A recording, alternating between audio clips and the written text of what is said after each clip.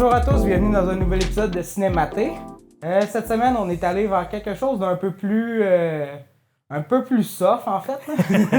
Après 3 semaines, voire un mois de films d'Oscar. Ouais. Ben tu sais, c'est ça, parler de films oscarisés, ça vient avec le thème, tu sais. Puis sinon, on va commencer par savoir comment a été ta semaine, Steve. En fait, depuis 2 semaines, c'est comme non-stop. J'ai tout le temps quelque chose. Fait, pour donner une idée un peu, là, habituellement, 11h, 11h30, c'est pas mal l'heure que je me couche là, globalement. Ouais. Là. Puis jeudi dernier, 9h30, j'étais couché. Parce que j'étais juste plus capable. Trop brûlé, je fais non, je m'en vais me coucher. Parfait. On peut revenir un peu sur les Oscars, en fait. Oui. Après une semaine que ça l'a passé, as-tu des changements face à des prix qui ont été gagnés?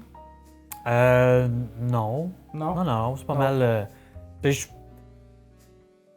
Globalement, je pense que ça reflète ça un peu à quoi on s'attendait. Ouais, là, avec Oppenheimer qui a ramassé le plus de prix. 7?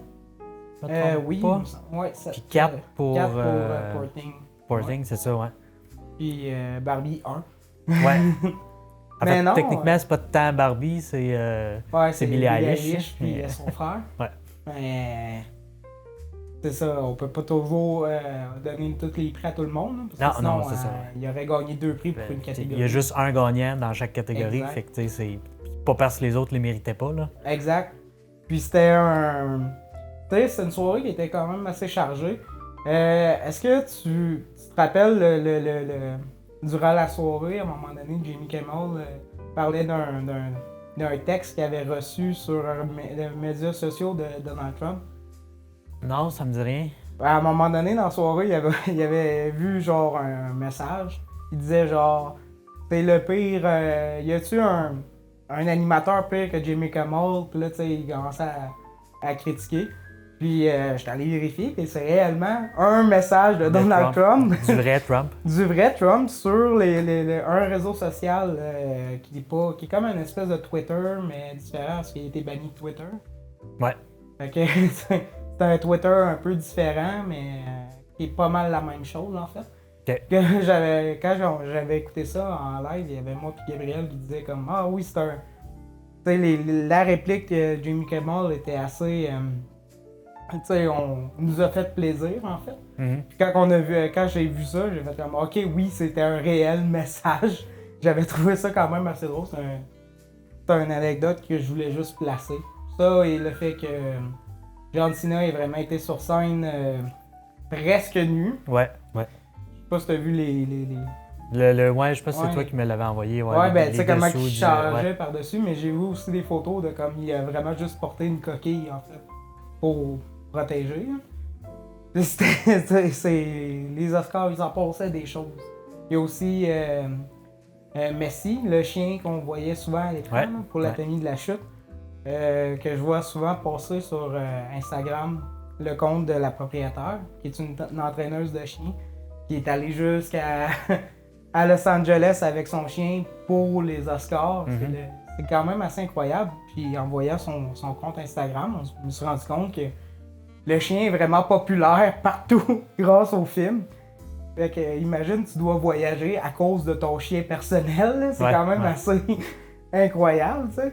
Mais vous irez voir ça sur... ça s'appelle Laura et Messi sur Instagram. C'est en français, moi aussi, parce qu'il faut se rappeler que c'est un film français. L'Anatomie de la chute. Qui était un excellent film. Mais parlons de films un peu plus simple, en fait. Léger. Un peu plus léger que l'Anatomie de la chute. Cette semaine, on voulait aller voir Ricky Stenicky, film réalisé par Peter Farrelly et qui met en vedette Zac Efron et John Cena. Comment t'as trouvé le film, toi, Steve? Ben, c'était un très bon divertissement. Puis quand je l'ai écouté hier, la veille de l'enregistrement. Et j'avais encore eu une grosse fin de semaine, puis c'était comme juste le film parfait pour... Faut pas que je me casse la tête, là. Faut juste que ça soit un no-brainer, puis tu mets la switch à off, puis tu profites du ton humoristique qu'il y a dans le film. Puis je pense que ça a été quand même assez bien apporté. Puis la morale de l'histoire est quand même bonne aussi, à savoir jusqu'où un mensonge pourrait aller. Exact. Si ça perdure dans le temps, parce que... Puis moi, ce que j'avais aimé du film, c'est ça commence dans les premières minutes avec une niaiserie de jeunesse. Ouais. Où pour mettre en contexte, les jeunes, ils veulent faire un coup à une maison. Puis, le classique ouais. sac de brun de caca sur le bord de la porte en feu. Ouais, en feu, exact. Mais le plan va mal, la personne n'est pas à la maison, puis la maison commence à pogner en feu. Puis là, en essayant de l'éteindre, il brûle la moitié d'un jacket. Puis là, il identifie le jacket avec le nom de Ricky Stenicky pour donner le blanc. C'est ça, ouais. Pour que ça soit cette personne-là qui soit blâmée. Puis exact, et non eux autres. Ouais. Puis ça a fonctionné, leur plan.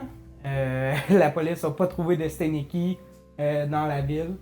Donc, eux autres, ils ont créé un nouvel ami imaginaire qui s'appelle Ricky Stenicky.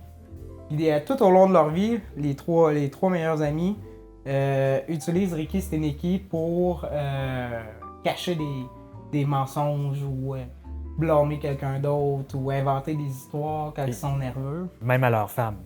Exactement. Même à leurs femmes, leurs parents. Leur patron. Oui. Puis, c'est ça. Dans le fond, l'élément déclencheur du film, c'est que les trois gars, ils vont à un baby shower pour un des gars. Qui est un événement... je vais vraiment dire que c'est un événement plate, là, un baby shower. Là. Ouais, ben comment je peux dire ça? C'est... ça leur tente pas. c'est pas la bar mitzvah, là. Je pense que vraiment c'est comme l'autre avant, c'est ça, mais du côté juif. Fait que c'est même eux autres... C'est un baby shower. C'est ça, pour leur héritage juif, dans le fond. C'est ça. Puis même eux autres, étant juifs, trouvent ça plate, tu sais. Ouais. Fait que c'est comme... c'est ça, ils veulent... Fait que là, ils disent « Ah ouais, Ricky a un cancer, son cancer est revenu, puis il est tout seul à l'hôpital. » Puis là, leurs femmes sont comme « Ah non, mais vas-y, va avec... allez-y voir Ricky, là, il a été là tout au long de votre vie avec vous autres, tout. » Là, ils ont leur bible, eux autres, qui ont. Ils racontent tous les trucs que Ricky a. Puis là, il disait, ah ouais, il viendrait avoir son cancer vient de réapparaître. Parce que il avait déjà utilisé l'excuse du cancer, mais là. Fait que là, il part pour une fin de semaine à Las Vegas. Une soirée à Las Vegas, en fait, ils vont voir un spectacle, puis ils ont du fun, ils s'amusent. Puis dans leurs règles, en fait, parce que quand ils vont voir Ricky, ils ont des règles. Les téléphones doivent être tous éteints. Et c'est à cause de ça que tout se passe mal, puisque le bébé arrive après le shower. 6 semaines d'avance. Ouais. Qui est un réel événement qui peut arriver. Ça m'est arrivé à un de mes amis, ça y est arrivé récemment. On a eu son shower et le lendemain, il a eu son bébé. Puis, qui était comme à 2 jours que j'ai écouté Ricky Stenicky. Fait que quand j'ai vu ça, je me suis dit, OK, ça peut arriver à tout le monde. Puis, c'est ça. Donc là, il retourne à l'hôpital, mais là, il manque l'accouchement du bébé. Mais là, qui est quand même un élément important dans la vie des parents. Alors, la belle-mère du nouveau papa a dit « OK, on veut rencontrer Ricky Stenicky, puis... On veut savoir c'est qui, on veut... Exactement, tu sais, on est sûr qu'il n'existe pas, dans le fond. Fait que les autres, la belle-mère, elle essaye de prouver que Ricky Stenicky n'existe pas. Les gars, eux, à place de... En tant que bon garçon, à la place de genre dire la vérité puis annuler ça là, Ricky Stenicky, ils ont engagé quelqu'un pour cette soirée-là. Qui ont rencontré... à Vegas. C'est ça, ouais. Qui est un acteur... poche. Ouais, un acteur tu sais, un acteur très poche, un chanteur pas très bien. On cherche le C'est terme. Rock Il fait Hard des, Run qui s'appelle. Là. ouais, c'est ça, mais qui fait des imitations Il fait des parodies de chansons. Ouais. Dans le fond, il prend des chansons populaires, puis il parle de masturbation dans ses chansons. Il rend les chansons X. Ouais. Puis je mettrais bien un extrait juste ici, mais on risque de se faire de se faire bannir de YouTube, fait que on le fera pas. Mais c'est ça, là, qui est joué par John Cena. Et John Cena, personnellement, c'est un de mes acteurs comédiens préférés. Je sais pas qu'est-ce qu'il y a dans ses rôles. Il est capable de comme apporter la comédie, tu sais, le gros buff un peu colon, il est vraiment bon pour le faire. Moi, John Cena, depuis qu'il a commencé à faire de la comédie, c'est un de mes acteurs que j'adore. J'étais vraiment très heureux dans Fast and Furious 10 quand son personnage est devenu un petit peu plus comic relief. Là. Okay. Beaucoup de gens aiment pas ça quand ça arrive, mais moi, quand c'est arrivé avec John Cena, c'est comme parfait. Il est à sa place, laissez-le faire. Il y a le bon casting, là. Ouais. Parce que dans le 9, Fast and Furious 9, il était le méchant frère jaloux que j'ai moins aimé. Mais j'ai vraiment plus aimé dans le 10e parce que c'était comme le bon frère, un peu comique, qui doit s'occuper d'un enfant. John Cena, dans la comédie, il est à sa place. Puis dans Ricky Stenicki... Ben, c'est juste ça tout le long. Là. Ouais. Dans le fond, John Cena, il arrive pour... il n'a jamais de contrat, puis pour une fois qu'il réussit à avoir un contrat, il veut faire la meilleure job pas possible. Fait que pour faire la meilleure job pas possible, ben, il a appris c'est qui Ricky Stenicki. Il refuse de se faire rappeler par Ron. Il rappelle tout le temps qu'il s'appelle Ricky Stenicki, puis il est comme beaucoup trop bon dans son travail. Ouais, beaucoup trop investi. Ouais. Puis, c'est comme quand ils vont le chercher à l'aéroport, il joue un peu, comme le personnage de Ron, c'est un alcoolique. Mm-hmm. Johnny Stenicki, il est sobre depuis 7 ans. Fait que là, il doit pas jouer le personnage sobre. Fait que pour jouer le personnage sobre, il décide d'arrêter de boire. Mais tu sais, tu le vois au début, il est en sueur, tout, puis il est plus capable. Puis en plus, il se promène avec un sac à poubelle noir comme valise. Ouais. Tu vois le personnage direct en partant. T'sais. Mais c'est ça. Ricky Stenicki. Un très bon film. J'ai vraiment le goût d'aller plus loin dans l'histoire, mais c'est parce que si on va plus loin dans l'histoire, on va spoiler. On va spoiler. Puis c'est ça, c'est un film qui est relativement récent, fait que c'est... Ouais. La prémisse de l'histoire, c'est ça, c'est qu'il l'engage lui pour jouer le rôle du personnage inventé, qu'il faut qu'il devienne réel pour que les autres le voient puis qu'ils le croient. Exact, parce que justement, avec le personnage de la belle-mère qu'il rencontre puis qu'il confronte tout le temps un peu. Là. Ouais. Mais non, j'ai vraiment le goût de continuer d'en parler, mais ben, si vous voulez une comédie no-brainer, qui est facile à... qui n'est pas de casse-tête à comprendre ou à... comme on dit, là, tu mets ta switch à off, là, le cerveau à off, puis tu fais juste profiter du moment puis du... Oui. Puis comme je disais, l'histoire, la morale de ça, ben c'est ça, c'est que les mensonges jusqu'où ça peut aller, puis que c'est jamais une bonne idée de mentir, surtout sur une période de pratiquement 20 ans là, dans leur cas. Là, fait que c'est rendu... c'est un mensonge qui est rendu plus grand que nature. Là. Exact. Puis c'est ça, c'est que c'est un film qui est une comédie bien relaxe, puis ça fait un peu écho avec La Cloche et l'Idiot, un peu. Que c'est une comédie bien relaxe. Je prends La Cloche et l'Idiot parce que c'est le même réalisateur, dans le fond. Peter Farrelly, qui a fait beaucoup de comédies dans sa vie. Puis qui a fait aussi Green Book, qu'on a parlé aux Oscars. Mm-hmm. On a eu une bonne grosse discussion. J'ai pas pu le mettre dans l'épisode de la semaine passée, mais moi et Gabriel, on a beaucoup échangé sur Green Book, fait que je peux mettre un extrait juste ici. Mais oui, comme tu disais. Donc, le fait qu'il ait utilisé ce langage-là et ces expressions-là pour décrire peu importe la personne, parce qu'il y a beaucoup d'ethnie dans The Green Book malgré tout, ouais.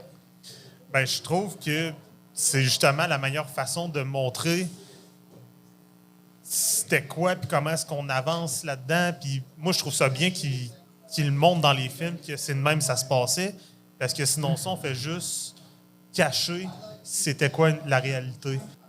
Le fait de tolérer ne fait pas... Ça veut dire qu'il y a quelque chose qui te dérange. Qui te dérange, mais tu acceptes la personne, même si ça te dérange. J'ai l'impression que le film ouvre la porte plus que le racisme. Il faudrait être plus tolérant avec les minorités visibles et non, genre, juste faire comme « Hey, il n'y a aucun problème, ces gens-là, c'est des humains, tu sais. » Mais encore une fois, c'est qu'on ne peut pas donner une intention de 2024 à quelque chose qui se passe dans les années... C'est années 70, années 80? 60. Tu sais, on ne peut pas donner une intention de 2024 aux années 60. Est-ce qu'il faut vraiment applaudir le chien? Oui. Parce que dans ce temps-là, juste d'être tolérant, c'était déjà un très gros step-up. Ouais. Tu sais, Oui, quand tu en dans effet. tout le film, tu comprends que... Parce que c'était juste après la ségrégation aussi. C'est là. ça. Ça, faut le remettre en cause aussi. Là. C'est ça. Fait que, tu sais, ça reste une belle évolution du personnage où est-ce que on voit qu'au début, c'était justement de l'intolérance pure et simple, puis qu'à la fin, oui, encore des choses qui le dérangent, mais ça le dérange moins, puis il est capable de passer par-dessus. Ouais, par-dessus. ça. Moi, je trouve que ça fait une belle finale de tout ça. Oui. Oui. Parce que, tu sais, le film n'est pas Parce que mauvais. même s'il y a C'était encore- un bon film, mais il méritait pas la statuette parce que contre ce film-là, tu avais Black Klansman. Black Klansman? Black Klansman, ouais. Il y a 3 K dans le nom pour faire le jeu de mots avec le KKK. Puis j'ai de la misère à le prononcer parce que mon anglais est très bon. Mais tu avais ce film-là. Il est fait par Spike Lee, qui est un réalisateur noir qui connaît très bien, qui était dans la même époque aussi, le film, qui connaît très bien le sujet de racisme. Puis que ce film-là montrait à la fin que, tu sais, le gars a gagné une bataille. Je spoil le film, c'est un film de 2018. Fait que... En tout cas, je n'ai pas Mais écouté, mais c'est pas c'est grave, que ce film-là, tu sais, à la fin, il réussit à infiltrer le KKK puis à défaire ce qu'il voulait faire. Le film finit avec des images du KKK aujourd'hui qu'ils font encore des manifestations. Le KKK existe encore. Il y a des images de la manifestation. Le film se termine sur les images De la manifestation. de l'homme qui est rentré dans une manifestation homosexuelle avec sa voiture. Ouais, ben de Black Lives Matter. Oui, Black Lives Matter, c'est vrai. Il avait foncé dedans avec sa voiture. Ouais. Tu sais, ça montre Le que film termine sur ces images. termine sur ces images-là qui fait comme on n'a jamais Mais faut réussi dire à aussi affronter que ça. tu sais. dans un pays qu'on ne nommera pas, il y a eu un président qu'on ne nommera pas qui a mis la place pour ça aussi. Oui, et en avec plus... une certaine, il appellerait ça le freedom of speech dans ce coin-là. Oui, puis là. c'est un président qui était aussi au pouvoir à l'époque de ces Oscars-là. Non, mais Black Klansman, c'est... Parce que moi, j'ai trouvé que c'est plus un film qui parlait de la haine en elle-même, puis qui avait pas nécessairement peur de la montrer justement pour la dénoncer. Puis je trouve que c'est une méthode qui est quand même assez efficace. Là. Ben, on peut faire ça. Moi, j'ai vu Kung Fu Panda. Ah oui! Puis le 4e, puis comment t'as trouvé? Comme les autres. Honnêtement, là, tu sais, c'est... Je savais pas à quoi m'attendre. J'avais vu les bandes annonces. Ça avait l'air bon, là. Je savais pas vraiment plus à quoi m'attendre, mais le même style d'humour est là. Les mêmes... pas les mêmes morales, mais globalement, ça revient tout le temps un peu à la même chose aussi. Fait que si vous avez aimé les premiers Kung Fu Panda, celui-là, il n'y a aucune raison que vous ne l'aimiez pas. Là. Je suis allé avec ma fille, puis on a adoré l'expérience. Ouais, vous avez eu un bon moment, non pas? On a eu un bon moment, puis c'est ça, c'est un film pour enfants. Là. Fait que, pour un adulte, c'est un peu le même principe. Tu mets ton serveur off, puis tu fais juste regarde. Ouais, il y en a des compliqués, comme Spider-Man Into the Spider-Verse. qui est peut-être moins enfant, mais un peu, mais tu sais... Qui a quand même pas gagné l'Oscar. Ça, je suis encore déçu. Mais non, c'est ça, tu sais, le style d'humour à Jack Black, puis tout ce qu'on est habitué d'avoir dans les Kung Fu Panda, les personnages colorés, intéressants. Tu sais, ce qui peut peut-être être un peu décevant, entre guillemets, c'est qu'on voit pas vraiment les 5 ou 6 maîtres, les autres maîtres. Fait que, on voit vraiment juste. On le cherche son nom. Puis, La tortue. Non, ben oui, la tortue est là, mais de panda, là. OK. Hey, moi, ça fait longtemps qu'on me fout Panda. Faudrait que je me les retape une fois. Tout un après l'autre. Des fois, je fais ça, puis tous les films, quand je les écoute un après l'autre, ça fait juste un très long film. En fait. Ouais. Vu que Ben, 4, ça se fait bien. Quand t'es rendu à 12. Ouais. Ouais, ben Fast and Furious, c'est un très très long film. Ouais, moi, j'ai écouté un autre film cette semaine. J'ai écouté le Vampire Humaniste recherche personne suicidaire. Ça valait vraiment intéressant. Que ça faisait plusieurs fois que je disais, il faut vraiment que je l'écoute. Puis là, je l'ai vu, je l'ai écouté la semaine passée. Très bon film. Très très bon film. C'est du genre au Québec, c'est beaucoup plus rare en fait, des films de genre. Mm-hmm. Puis celui-là, c'est une espèce de comédie noire en fait. Puis l'univers de vampires au Québec installé, c'est juste vraiment cool quand tu parles de manger puis qu'il y a une poutine, là, puis que le monde mange la poutine. Là. Bref, il y avait cette scène-là que j'ai clin d'œil qui était, oui. C'est ça, c'est que c'était l'univers québécois, puis puisque je vais un petit peu divulgacher en fait. La cousine du personnage principal de Sacha, elle voulait le manger, puis montrer comment manger quelqu'un. Sauf que Sacha, elle a un problème, que c'est qu'elle est trop humaine en fait, pour être un vampire. Ouais. Puis, parce que si je me trompe pas, ce qu'on a vu dans les bandes annonces, c'est qu'elle a un peu le dégoût du sang. Ouais, pas du sang en fait, c'est de la souffrance. La souffrance, il fait mal. Elle se sent pas à l'aise, puis ses dents ne sortent pas face à la violence. Fait que là, quand le moment avec JP arrive, elle klaxonne puis elle se sauve. Sa cousine est obligée d'arrêter puis elle peut courir après elle. Mais tout le film a une espèce de parallèle et tout avec les premières fois que tu fais quelque chose que tout le monde, toute la société te pousse à faire. Puis que quand t'es pas prêt, ben si tu pousses les choses, ça fonctionne pas. Puis c'est un film qui est assez intéressant sur plein d'aspects. Il y a une scène en particulier, vraiment artistique en fait. C'est un plan simple, les deux sont juste un à côté de l'autre, puis ils écoutent de la musique. Puis en background, les couleurs changent tout au long de la musique. OK. Puis des espèces de petits silences. Moi, je voyais un parallèle avec Past Life. Dans Past Life, il y a souvent des petits moments de silence entre deux personnes. Puis les silences montrent le désir, en fait. OK. C'est un film québécois que je conseille à tout le monde. Puis ça fait du bien de voir un film québécois en français. Ouais. Parce que, tu sais, j'écoute tout le temps mes films en version originale. Ce qui me pousse des fois à éviter des films parce que j'ai pas envie de lire des sous-titres. Mais là, pour une fois que j'écoute un film dans ma langue, c'était plaisant. On est capable de faire des bons films au Québec. Nous. Ah oui. Puis celui-là est une preuve qu'on peut faire du genre au Québec.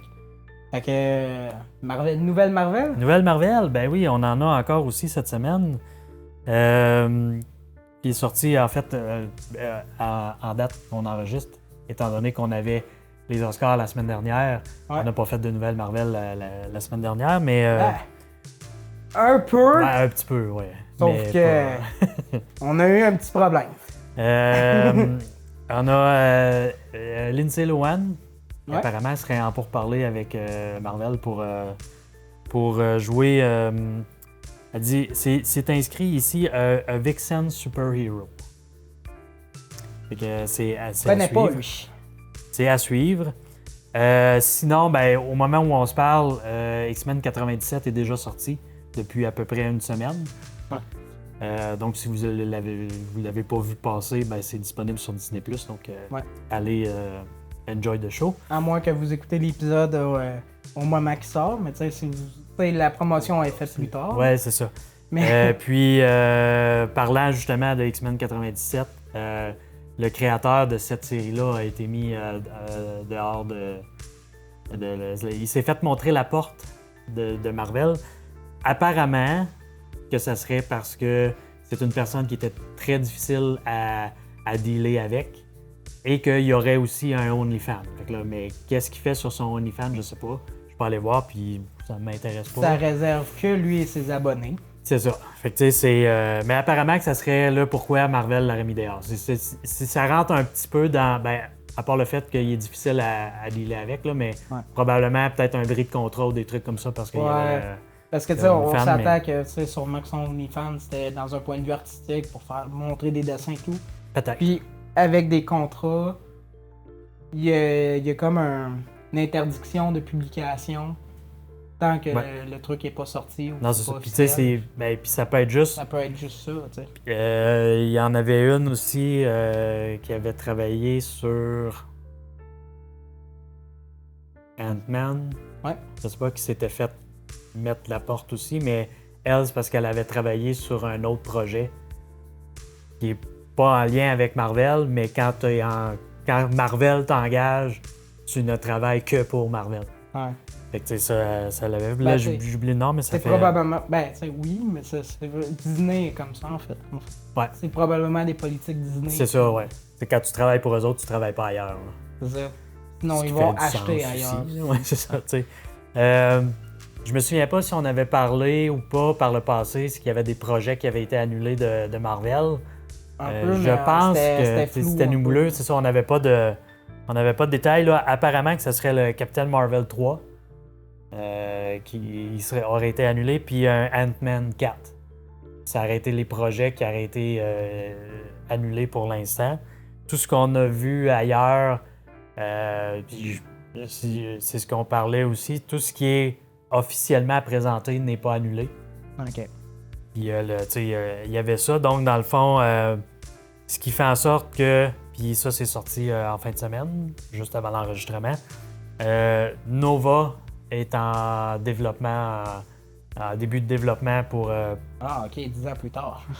Ouais, ben...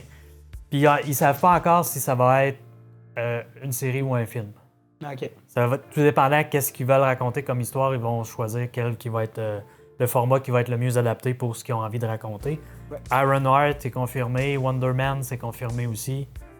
X-Men 99 qui est probablement confirmé, qui serait ce qui deviendrait en fait comme un peu la saison 3 de X-Men 97. X-Men 97 a déjà 2 saisons de tournée. Puis la 3e saison deviendrait un peu comme X-Men 99. Ensuite de ça, ben, Eternal 2, on en parlait justement avant l'enregistrement. Eternal 2, c'est encore nébuleux. Des semaines, c'est annulé, des semaines, ça ne l'est pas. Ouais. Fait que tu sais, c'est... Ouais, faudrait pas que ça soit annulé. Faudrait pas parce qu'il y a beaucoup de personnages intéressants, puis ils ont montré beaucoup de choses. En fait, ils pourraient faire du pouce quand même sur le 1. Parce qu'on a eu la présentation des personnages. Est-ce qu'il va y avoir vraiment un 2e film juste pour les Éternels où on va les voir sporadiquement dans d'autres choses? C'est à suivre. C'est un film que j'ai vraiment aimé.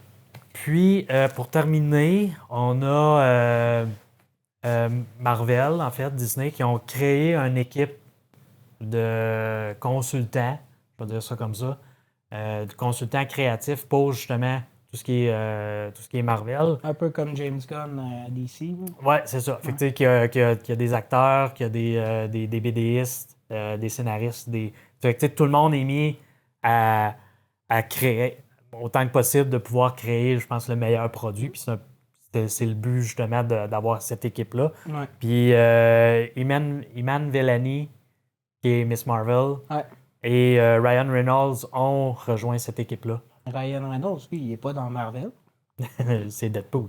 Ouais, mais ça, c'est à Fox. Pas à Disney. C'est un personnage Marvel, pareil. Ouais. Mais il aurait rejoint cette équipe créative-là. Donc, je pense que c'est des bonnes nouvelles. Ben, avec Ryan Reynolds, il va pouvoir vendre sa marque de tequila. Ouais, de vodka. Il va les amener sur le... En fait, je pense qu'il a vendu, en fait. Oui. Il a remis ça sur pied, puis il a vendu après. Mais Iman Vellani, après avoir joué Miss Marvel, elle a écrit les BD Miss Marvel aussi. avec Kamala Khan. Ouais. Bref, fait que ça va être tout pour cette semaine. Merci beaucoup d'avoir été là. Puis nous, on va se dire à la semaine prochaine. Ouais. Avez-vous vu Ricky Stanicky? Que pensez-vous de Ricky Stanicky? Qui est Ricky Stanicky? Qui est Ricky Stanicky? Avez-vous un Ricky Stanicky dans votre entourage? Moi, oui. Alors, quand on était jeunes, qu'on faisait des... bonne semaine. Bonne semaine.